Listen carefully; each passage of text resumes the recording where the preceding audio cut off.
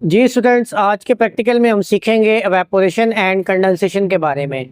तो सबसे पहले बेटा आपको एवेपोरेशन के बारे में पता होना चाहिए एंड कंडेंसेशन के बारे में पता होना चाहिए। तो एवेपोरेशन एक ऐसा प्रोसेस है जिसमें कोई भी लिक्विड जब उसको हम हीट करते हैं तो वो गैसियस स्टेट में चेंज हो जाता है। इस अमल को एवेपोरेशन कहते हैं। इसी तरह से वो जो लिक्विड के गैसेस फॉर्म में जो पार्टिकल्स बनते हैं उनको वेपर्स कहते हैं। उन वेपर्स को अगर हम दोबारा से इकट्ठा कर दें और लिक्विड फॉर्म में चेंज कर दें तो इस अमल को कंडेंसेशन का अमल कहते हैं। तो वेपोरेशन को उर्दू में अमले तबखीर कहा जाता है एंड कंडेंसेशन को उर्दू में अमले कसीफ कहते हैं। तो हम इन दोनों प्रोसेसेस को आज हम देखेंगे एक अमली तजर्बे की मदद से। तो इस प्रैक्टिकल को करने के लिए हमने कुछ ऑपरेटर्स जो है वो यहाँ पर ले लिया है। तो उसमें आपको दिखाते हैं। एक तो हमारे पास बर्नर मौजूद है, ट्राइपॉड स्टैंड मौजूद है, वायर गाज मौजूद है एंड एक बीकर है जिसके अंदर हमने कुछ वाटर लिया हुआ है। तो हम सबसे पहले अपना बर्नर जो है वो ऑन कर लेते हैं। बर्नर को ऑन करके इसके ऊपर हम ट्राइपॉड स्टैंड को सेट करेंगे और हम बीकर को उठाकर इसके ऊपर इस तरह से प्लेस कर देंगे।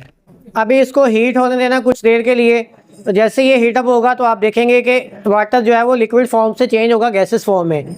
किसी भी लिक्विड का गैस फॉर्म में चेंज होना, इस अमल को हम एवेपोरेशन कहते हैं। ठीक है, तो जैसे कि हम यहाँ पर देखेंगे वाटर के रिस्पेक्ट में, वाटर को हम हीट करेंगे तो वाटर के वेपर्स बनेंगे। इस अमल को एवेपोरेशन कहेंगे। जी स्टूडेंट्स, तो हमने वाटर को जो फ्लेम पर रखा हुआ था उसको हीटअप होने के लिए कुछ देर के लिए हमने इसको हीटअप होने के लिए छोड़ दिया। अभी आप देखें कि इस बीकर के अंदर से जो हमने वाटर डाला था, इस बीकर के अंदर जो हमने पानी डाला था उसमें से वेपर्स बनना शुरू हो गए हैं। तो ये आपको नज़र भी आ रहे होंगे, वाइट वाइट कलर के जो फ्यूम्स उठ रहे हैं, ये बेसिकली वाटर के वेपर्स हैं। तो इस अमल को हम एवेपोरेशन बोलेंगे। यानी कि इसमें हमारा जो लिक्विड था उसको जो हमने लिया था बीकर के अंदर, उसको हीट किया तो वो किस में चेंज हो गया, गैस फॉर्म में। इस अमल को हम एवेपोरेशन कहते हैं। अब हमने कंडेंसेशन का अमल ऑब्जर्व करना है। तो कंडेंसेशन का अमल ऑब्जर्व करने के लिए हम जो एक अदर कोई भी आप कैप वगैरह या कोई भी ऐसी चीज़ बर्तन वगैरह लेकर आप इसके ऊपर रख देंगे। तो इस केस में हम जो है वो वाच ग्लास का यूज़ कर रहे हैं, तो ये इसको हम इसके ऊपर रख देंगे।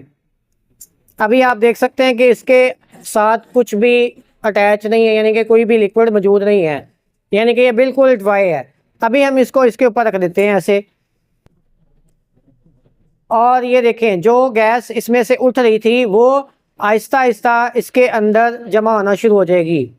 और जब ये जमा होगी, बहुत सारी गैस जब जमा होगी तो जो गैस के पार्टिकल्स होते हैं वो दोबारा से आपस में मिल जाते हैं और वो चेंज हो जाते हैं लिक्विड फॉर्म में। तो इस अमल को हम कहते हैं कंडेंसेशन। ठीक है, तो जैसे कि अभी हमने आपको दिखाया कि ये वाच ग्लास को हमने उल्टा करके इसके ऊपर रखा तो जो गैस इसमें से निकल रही थी वो इसके साथ चिपकना शुरू हो गई और वो दोबारा से मिलकर दोबारा से लिक्विड फॉर्म में चेंज होना शुरू हो गई। तो हम आग को थोड़ा सा स्लो कर लेते हैं। अभी आप देखें, ये मैं आपके सामने ये उठा रहा हूँ,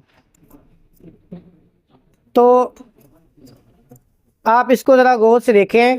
इसके साथ वाटर के बहुत सारे ड्रॉप्स अटैच हो चुके हैं, ठीक है, जो कि पहले मौजूद नहीं थे। तो जो हमने गैस इसमें से निकल रही थी उसको हमने दोबारा से इकट्ठा किया और ठंडे होने पर ये गैस जो है वो दोबारा से लिक्विड फॉर्म में चेंज हो जाती है। ठीक है, तो ये अमल कहलाता है कंडेंसेशन का। ठीक है, तो ये आप आम तौर पे अपने घर में जो पानी बॉयल करते हैं तो उसमें से जो स्टीम निकलती है, जो भाप निकलती है, वो एवेपोरेशन का अमल कहलाता है। अगर उसी बर्तन के ऊपर आप कोई भी ढक्कन वगैरह रख देते हैं तो वो ढक्कन के नीचे आपने देखा होगा कि वाटर के कतरे, जो पानी के कतरे जमा होना शुरू हो जाते हैं, तो उस अमल को कंडेंसेशन कहते हैं। तो ये एवेपोरेशन और कंडेंसेशन, ये दो प्रोसेसेस थे जिसको हमने आज के प्रैक्टिकल में ऑब्जर्व किया। तो ये था आज का प्रैक्टिकल।